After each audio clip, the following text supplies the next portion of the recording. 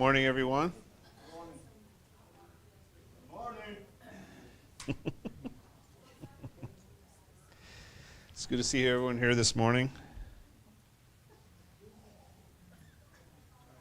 Before we begin, Paul, would you open us up in prayer for this morning?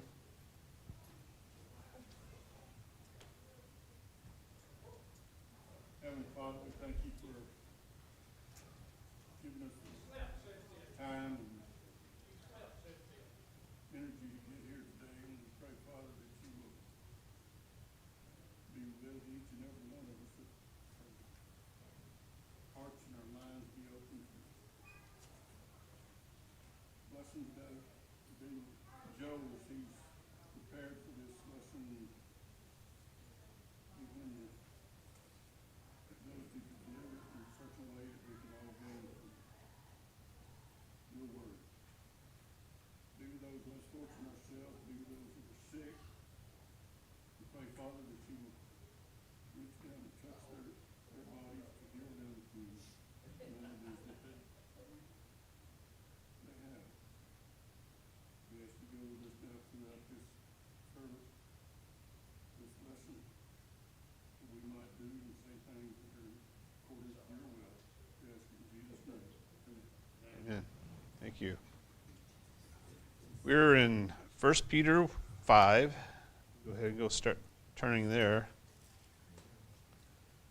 Depending on today's discussion, will depend if I'm done next week or the week after. And it's primarily for David's benefit because he's going to be teaching after we're done with 1 Peter. So last week we talked about the first couple of verses, and he's talking to the elders, and he's telling them they need to shepherd the flock, and he's talking to them as a fellow elder, a fellow Christian, and a fellow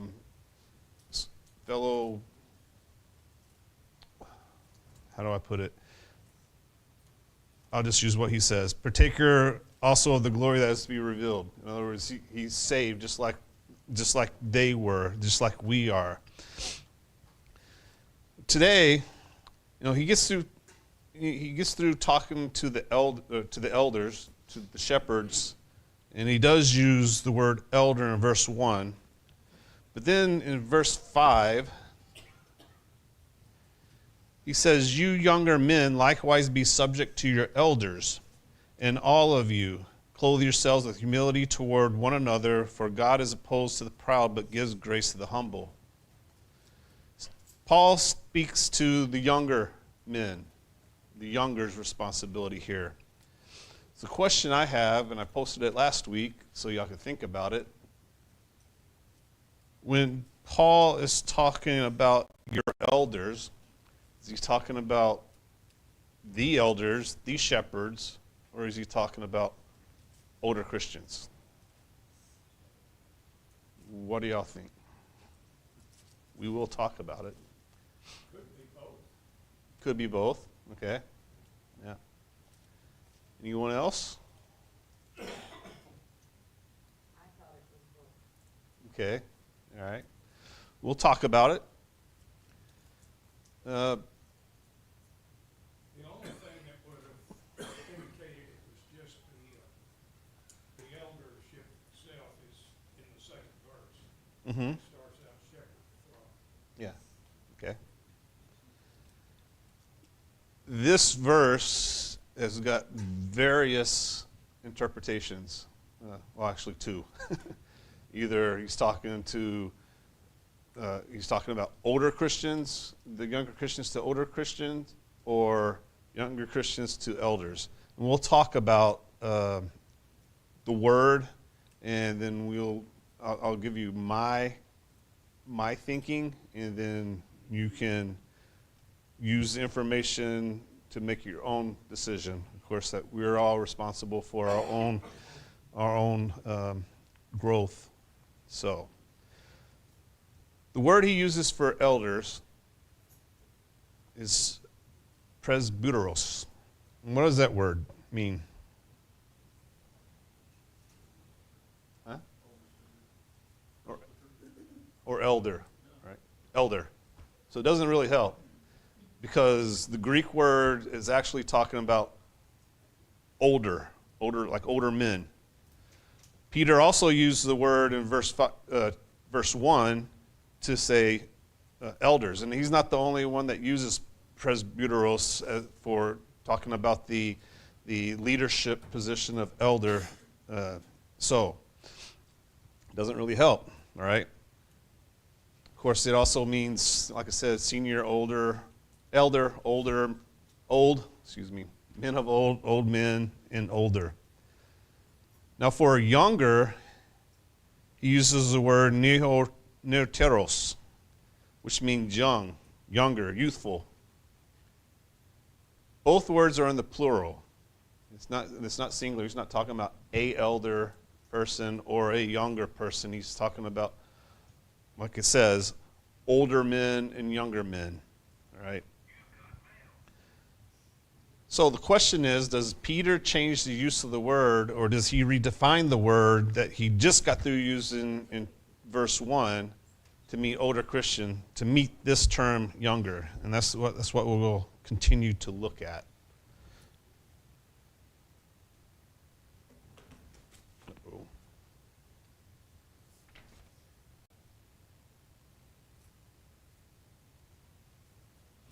So that's the question. I don't have a good answer. I forgot where my notes are taking me. Sorry. So whether the word be taken in its functional or ordinary sense, the obligation of the younger people, the younger men, the younger women, to the older people remains. It doesn't matter if he's talking about younger men and church elders, or he's talking about younger men to older men. The responsibilities are the same, right? So it really, in my opinion, doesn't matter if you think he's talking about the leadership position elders or elder men.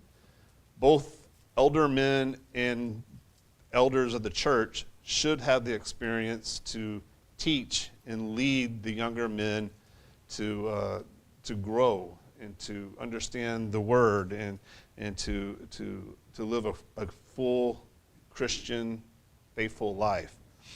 So to me, it doesn't matter which way you interpret it. Peter doesn't really give us much information except that phrase, you younger men likewise be subject to your elders. So take it however you want to take it. Like I said, a younger Christian, whether in age or in experience, should look to the older Christians for guidance, for leadership, whether they're in a position of leadership or not. Any questions or comments? Sir? I think the phrase that follows that, verse 5, all of you be submissive to one another, kind of covers the whole. Yeah. So yeah. I know King James in 5 speaks of the people, not of the younger people, it says. Yeah. Could apply to the whole congregation. Yeah, and we know most of the interpretations is male-centric when it uses generic terms, like here, men. Some translations have changed that to people. In either case, he's not just talking to the men. He's talking to younger Christians and older Christians. Thank you for bringing that up. Anything else? Okay. So like I said, Peter spoke of the elders' responsibilities. Now he's talking about younger Christians' responsibilities. And then all of a sudden he switches gears and says everyone's responsibilities, right? So that the younger responsibilities is just one short half a verse, if even half a verse, right? And then he says, and all of you, clothe yourselves with humility toward one another, for God is opposed to the proud, but gives grace to the humble. Therefore, humble yourselves under the mighty hand of God, that he may exalt you at the proper time, casting all your anxiety on him, because he cares for you. So here he's talking to everyone, not just the elders, not just the younger Christians, but to everyone. He says, all of you, right?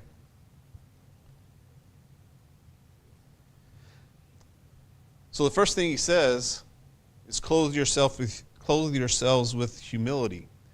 And just like the elders, what we talked about last week, just like the elders cannot allow pride to lead them to abuse the leadership of their flock, a Christian can't allow pride to lead them to rebel against the elders, or even to elder Christians.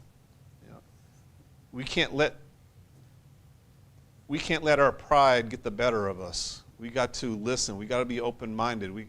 Our hearts have to be open to all the possibilities. You know, we may, grow up the first few years of our lives thinking one way, but then someone shows us other scriptures and that kind of weaves together, and you're like, oh, I didn't see it that way, and you learn. I mean, it's happened to me, especially a sermon I had, I think last year sometime, talking about the Christ's words on the cross when he says, my God, why have you forsaken me? I grew up most of my life thinking that God forsook Christ. But when you look at that compared to Psalms, and it escapes me now, Psalm 22, thank you. I was saying 1922, 19's not right, so. But Psalms 22, when you look at that, which is where Jesus is getting those words, I mean, this is the very first verse of Psalms 22, and you read that psalm, you see the other side, another interpretation, which is that God will never leave us. Even though it may seem like he leaves us, he will never leave us. He loves us, and he wants the best for us. So that's an example of how we can't let our pride get the better of us. I could have just shut that older Christian's, words out of my mind and stuck with that interpretation. But when I looked at it, it was like, he's right. So we can't let our pride get the better of us. The word here, he says, clothe yourselves. And the word here is inkombohoehi. Greek words. It means to wear, to be clothed with. Strong's 1463. It was used at the beginning of the Christian era of the white scarf or apron which slaves wore tightly fastened around the waist to distinguish them from freemen. And that's where the word came from. That's how the Greeks used this word. Used figuratively here, the meaning is tie on humility like a slave's apron. So what does that mean? Tie on humility like a slave's apron. Identify yourself separately. Yeah, Make yourself put apart. exactly. Your humility should be part of you so that it identifies you as a servant of God, right? The saints were thus to array themselves in humility, to tie it on securely like a garment so that it may never fall away. So arrayed they were to regard no service as too menial or lowly, no task too small for them to perform. Peter must have had a vivid mental picture of this. What do you think he could have been thinking of when he wrote this? Talking about, serving each other and that no task is menial. Think about his days as apostle. Anybody? John 13:10 through 17. Washing of the apostles' feet, yeah. Peter may have been thinking of, that when he was writing these words, that may have came into his head. Jesus was not, proud. He was humble to be a servant, humble to be a servant leader. And we have to have that same attitude. Yes. Is that what Jesus did? He said he tied a towel around it. Yeah. So yeah, it's another point that could be tying Peter's remembrance of what Christ did to him, and while he was writing to these Christians here. Thank you. Anything else? All right. Of course, an attitude of humility would what? It facilitate harmony and love between the brethren. And isn't that what Peter has said in this epistle? That we have to love each other. We have to be united. So again, he's kind of closing this epistle out, and he's again going back and say, hey, you got to have humility. And it's not just got to be a show. It's got to be part of you. It's got to be, people have to see the humility that you have. Of course, God, he's also reminding them that God is opposed to the proud, because he even quotes Proverbs 3:34. God is opposed to the proud, but gives grace to the humble.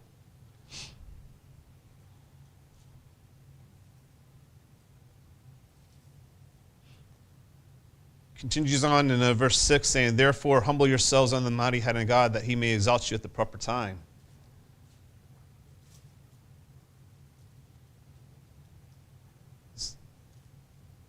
He's talking about an action.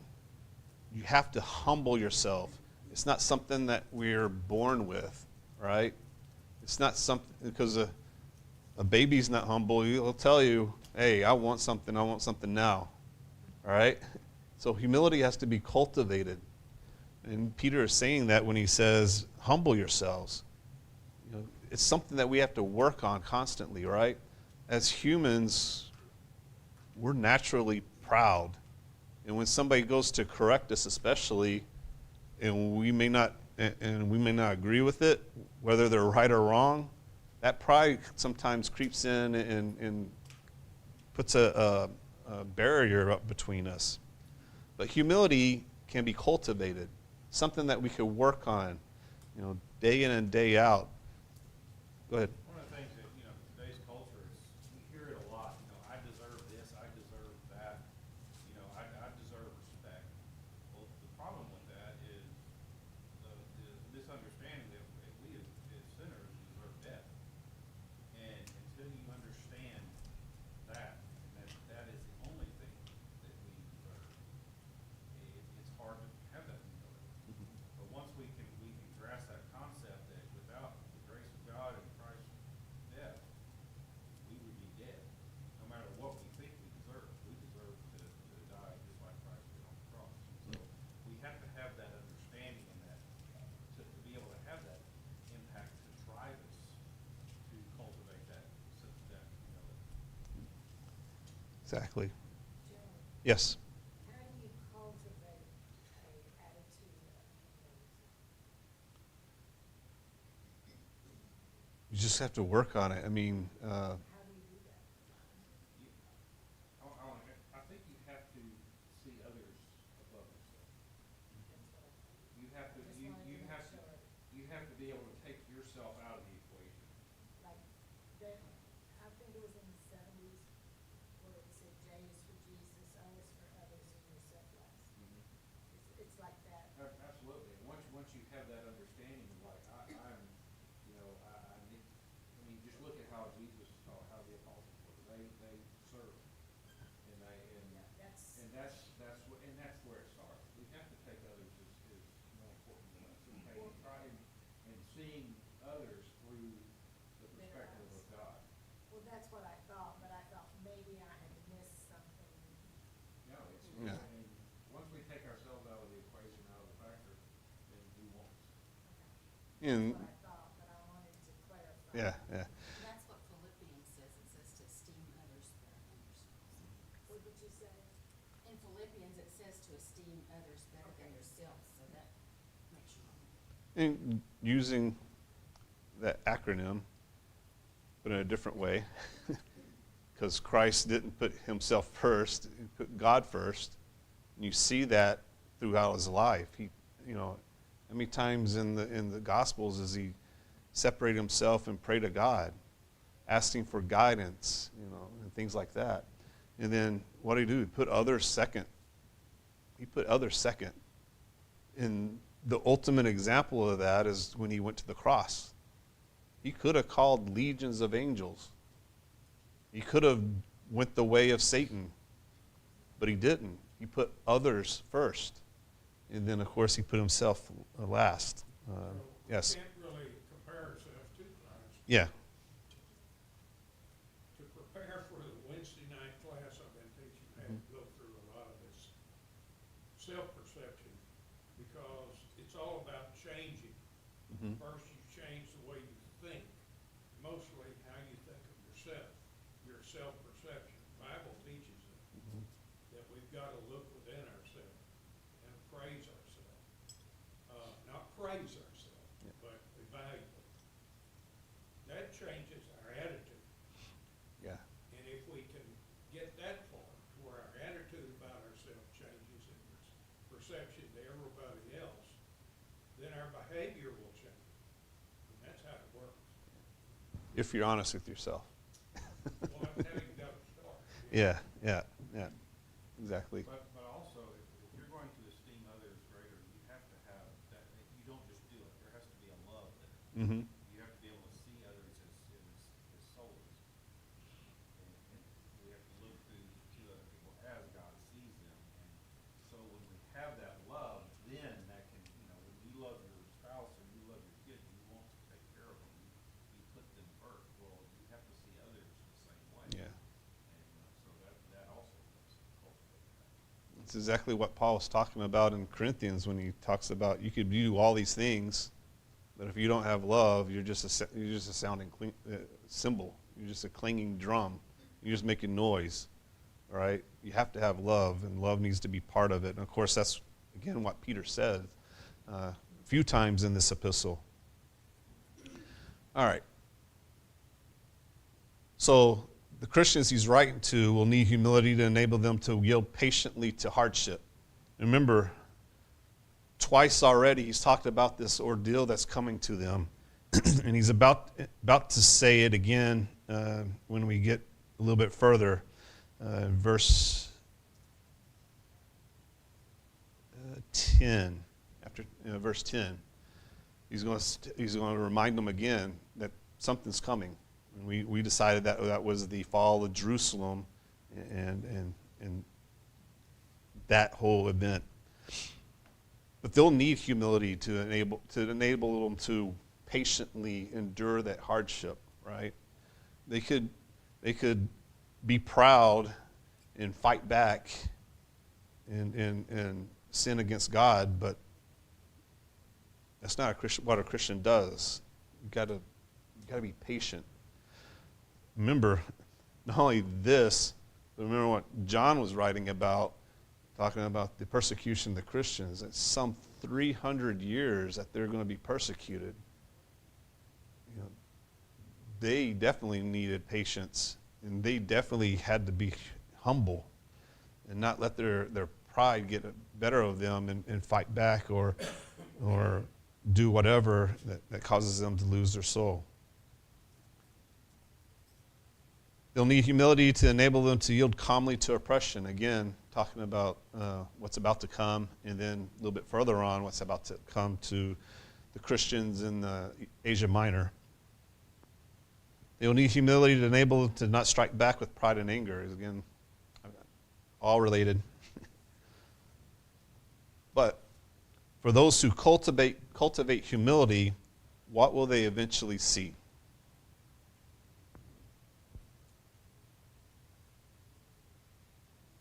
It's in verse 6.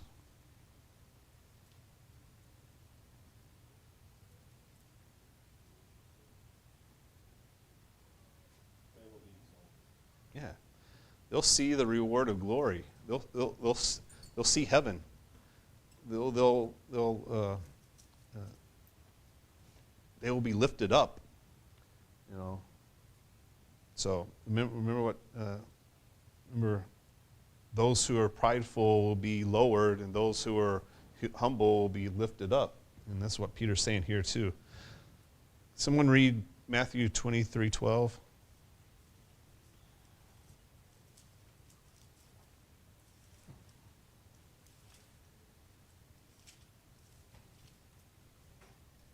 You don't have to, I just said it. That's Jesus speaking. And he says exactly what I said. So, yeah. We got to remember that. Just because we're humble doesn't mean that we're weak. In fact, it takes a lot of strength to be humble, especially in a world that puts us down, in a world that says we're wrong and won't listen and fights back. We need humility. Christians will but trust in God who loves them deeply. They will eventually see the reward of glory for those who suffer quietly for Christ. Any questions on this, on humility? I will say that faithful Christians have an advantage in understanding this process within themselves. Talk about love, someone mentioned love, but even humility. If you're not aware of God's word, and if you're not ready to reform yourself to that, you're going to have a lot of trouble adjusting to humility and love in this life. Thank you. Anyone else? All right. So this oppression that's about to happen, whether you're thinking about Asia Minor and the persecution of the Christians by the Roman soldiers or Roman government, or you're thinking about what Peter's talking about, which is the destruction of Jerusalem, what may creep up on the Christian? What kind of feeling or attitude may creep up on a Christian? Fear to begin with. Okay, and what does fear sometimes lead to? It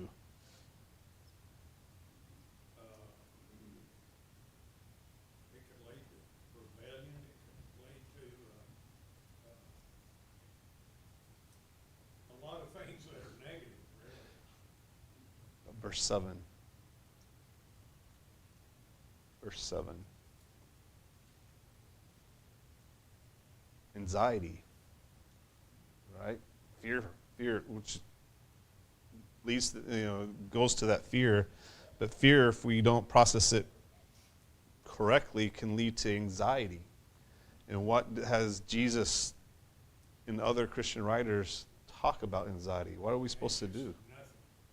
Yeah, don't be anxious for anything. I've always thought of anxiety as a type of fear. Yeah. It's a continual fear of something. So the word for casting, it's ipiripto, which signifies a once-for-all act by which one rids himself forevermore in this case, all anxious care by depositing with our Lord. It means to throw upon, to cast upon, to deposit.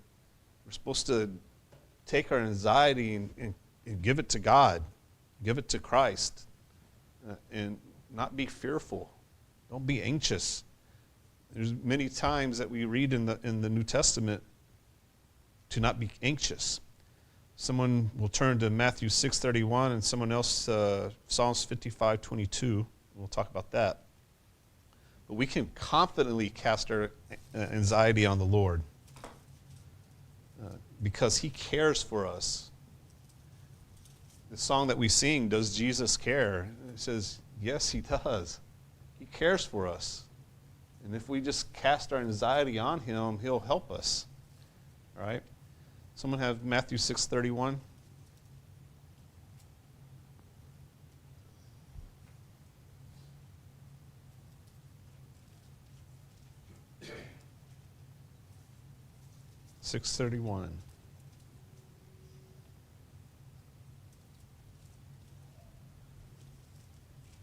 worry then, saying, what will we eat, what will we drink, or what will we wear for clothing?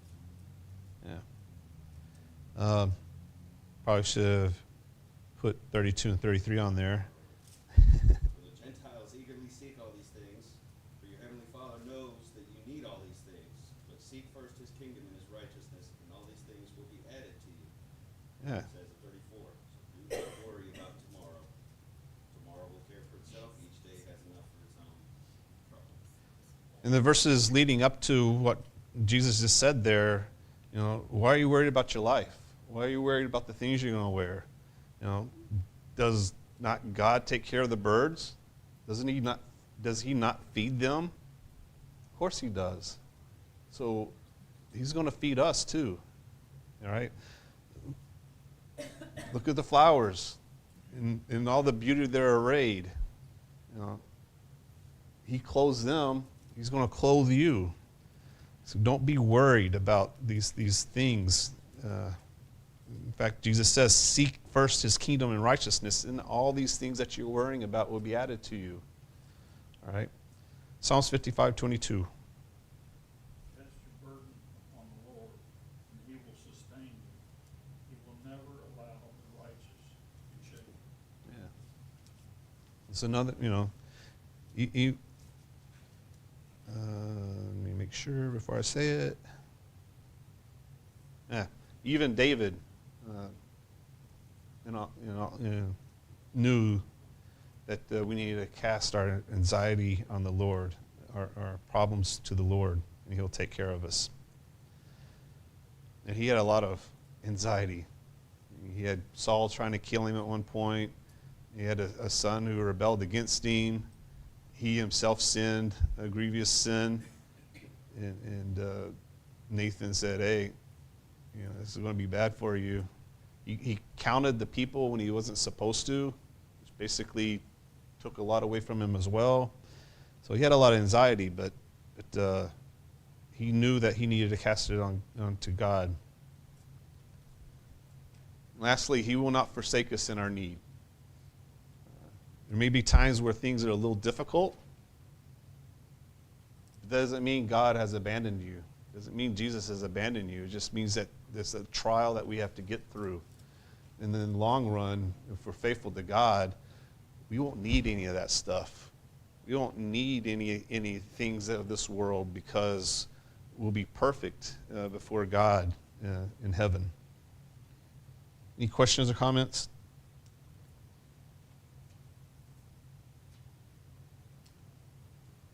All right, verses 8 and 9. We get through as much as this is possible. Be of sober spirit, be on the alert. Your adversary, the devil, prowls around like a roaring lion, seeking someone to devour. But resist him, firm in your faith, knowing that the same experiences of suffering are being accomplished by your brethren who are in the world. Everyone that's been a Christian for a while knows these two verses. I mean, we've used them a lot, all right? So Peter warns Christians to be awake and watchful because our adversary is dangerous and he's looking for ways to trip us up. In 1 Peter 4:7, it says, the end of all things is near, therefore be of sound judgment and sober spirit for the purpose of prayer. He uses the same words here when he's talking about be on the alert. It says be of sober spirit. And remember what we said about sober spirit?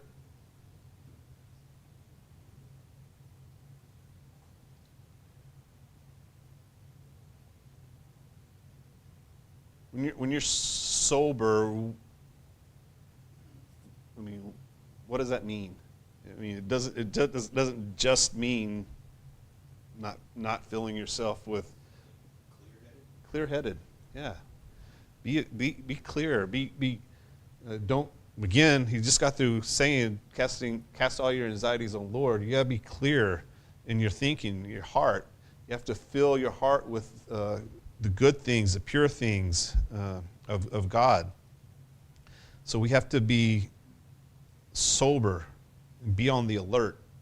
You can't be on the alert if you're not sober, can you? No. You could stand watch, but are you really paying attention to what's going on around you? No. No. And later in verse 9, where it says the same kind of suffering are being experienced by your brotherhood throughout the world, that gives us a lot of times when we are facing those kind of temptations and trials, we kind of feel alone, like we're the only ones being, pursued, or we're the only ones that have those issues. But if we have that spiritual awareness, that soberness, that we can understand that no, we're not the only ones going through this, but we can have that fellowship with Christians around the world, knowing that we're in the same situation, we're facing the same thing. And so when you have that knowledge of, yes, I'm not the only one, others are suffering the same way, it's almost a solidarity there. Mhm. You can feel better, and a little bit of relief that, if I can find another brother out there who's suffering in the same way, we can come together and overcome that. Joe, Yeah. I like Colossians 2:5. For though I am absent from you in body, I am present with you in spirit, and delight to see how disciplined you are and how firm your faith is in Christ. That is one of my favorites. Mhm. Because even though he's not with me, in present, he's with me in spirit, Exactly. and I can find comfort in that. Exactly. Is Satan the only thing we should be watchful for?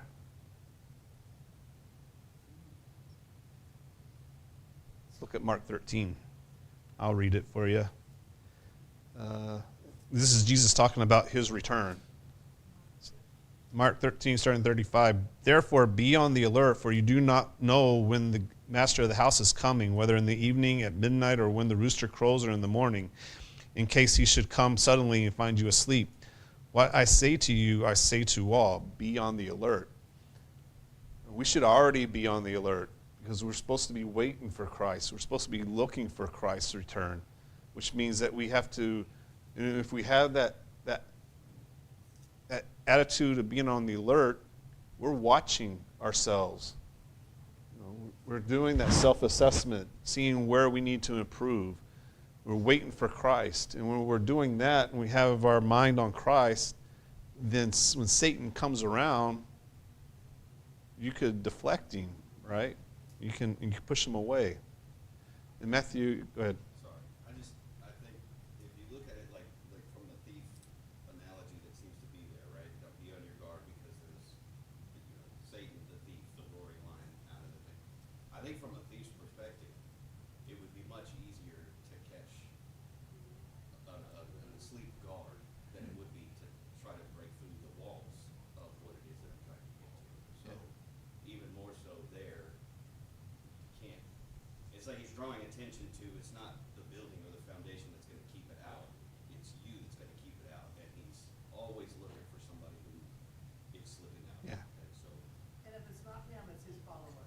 Mhm. We have to be careful of not just Satan. He's got an army. Yeah, he does. In Matthew 26, 40, 41, this is as Jesus said in the Garden of Gethsemane, his closest three are with him right there when he's praying. And what do? They fall asleep. And what does Jesus say? He says, and he came to the disciples and found them sleeping and said to Peter, so you men could not keep watch with me for 1 hour? Keep watching and praying that you may not enter into temptation. The spirit is willing, but the flesh is weak. And that's so true. It's hard for us because, first, we're flesh, right? And if we don't put on that new man and focus on God, that fleshly hindrances come up, and where we allow the flesh to take over, and we fall asleep, and we're not awake, and we are not aware, we're not sober, and we allow Satan to come in and tempt us and draw us away. So we have to always be watchful. And we'll talk about the lion aspect of this in a moment. But when the sheep are in the pen,